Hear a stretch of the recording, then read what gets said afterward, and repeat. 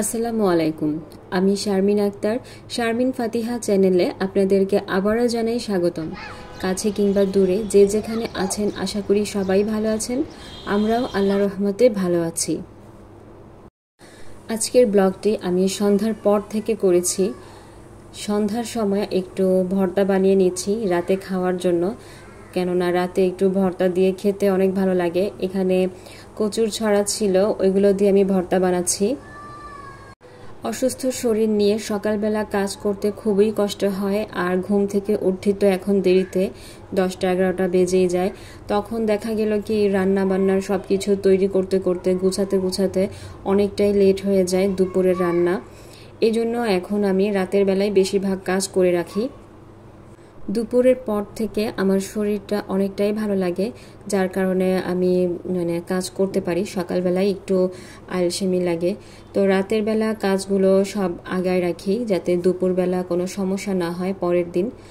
তো আমি কালকে দুপুরে কি রান্না করব ওইগুলোই আগে কেটে নিচ্ছি, যেগুলো কেটে রাখলে নষ্ট হবে না।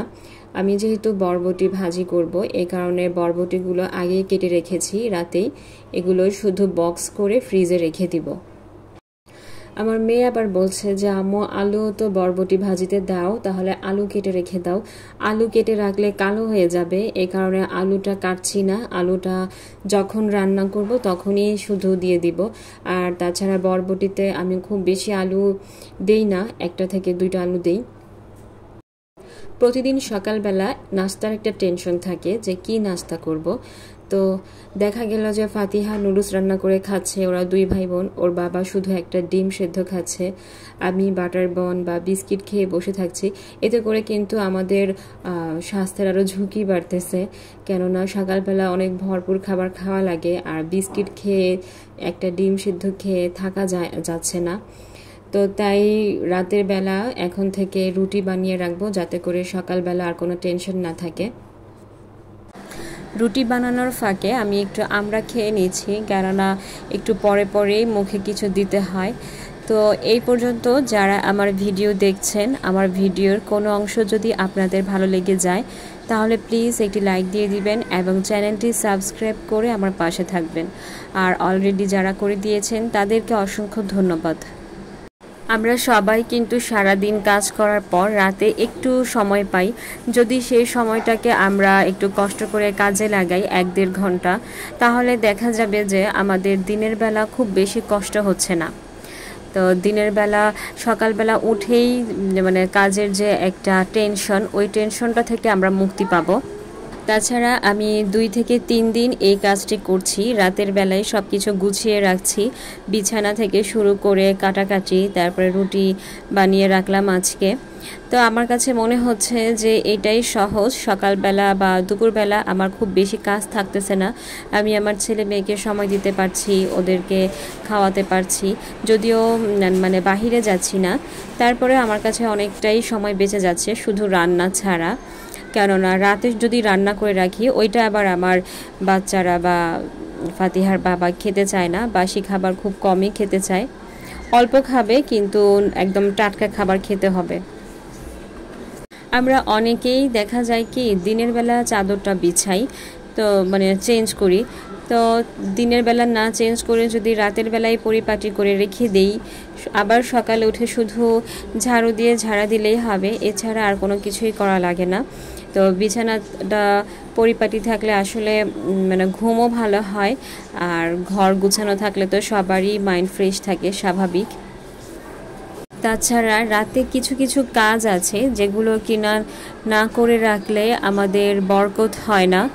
বাসি জিনিসপত্র যদি আমরা রেখে দেই, যেমন থালা বাসন, এগুলো যদি আমরা জুঠা রেখে দিই তাহলে ঘরে কোনো ফেরেশতাও আসবে না, আর ওই ঘরে কোনো বরকতও হবে না। আমি আগে দেখতাম যে আমার আম্মা বা আমার শ্বশুর বাড়ির লোক অনেকেই বলতো যে রাতের বেলা নাকি ঘর ঝাড়ু দিতে হয় না, তাহলে ফেরেশতা আসেন। আসলে এটা সম্পূর্ণ ভুল কথা। সব সময় পরিষ্কার পরিচ্ছন্নতা তো ইমানের অঙ্গ, সেটা রাতে হোক আর সকালে হোক। সকালে দেওয়া ভালো, তবে রাতে যদি ঘর ময়লা হয় তাহলে রাতে তো ঝাড়ু দিতেই হবে। এসব কুসংস্কার বিশ্বাস না করাই ভালো। রাতে খাওয়ার পরে আমি ওষুধ খেয়ে নিচ্ছি।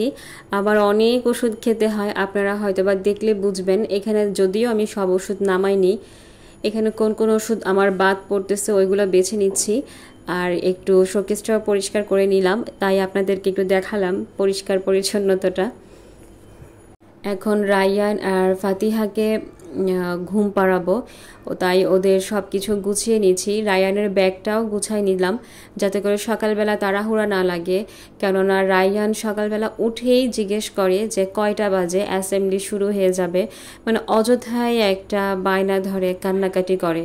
এজন্য একটু যদি লেট হয় বা ও যদি দেখে যে না ওর মাদ্রাসার অ্যাসেম্বলি শুরু হয়ে গিয়েছে, তো বাসায় এসে অনেক মানে রাগ করে আমার সাথে। প্রতিদিনই এই ঘটনা ঘটে আমার সাথে যে কেন দেরি হয়, তুমি তাড়াতাড়ি উঠাও না কেন। ও তাড়াতাড়ি যায়, তারপরেও কিন্তু এরকম করে।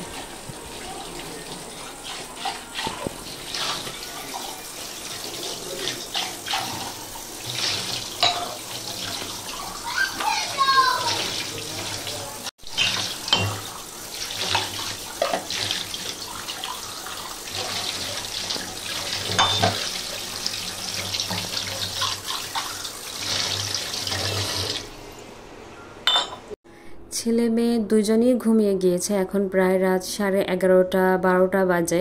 ওদেরকে ঘুম পাড়িয়ে দিয়েছি। আর এখন আমি আমার হাতের যে কাজগুলো আছে ওইগুলো সব সেরে নিচ্ছি।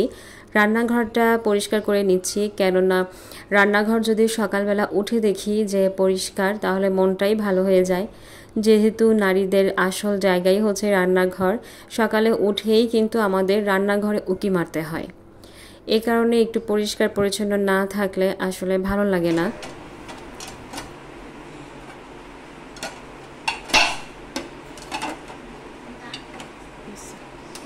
ফাতিহা আর রায়ান অন্য রুমে ঘুমিয়ে গিয়েছে, আর আমি এই সুযোগে আমার বেডরুমটা গুছিয়ে নিচ্ছি। যদিও আমার এখন লাইট জ্বালালে আর কোনো সমস্যা হবে না। তো আজকে এই পর্যন্তই। আল্লাহ হাফেজ, আসসালামু আলাইকুম।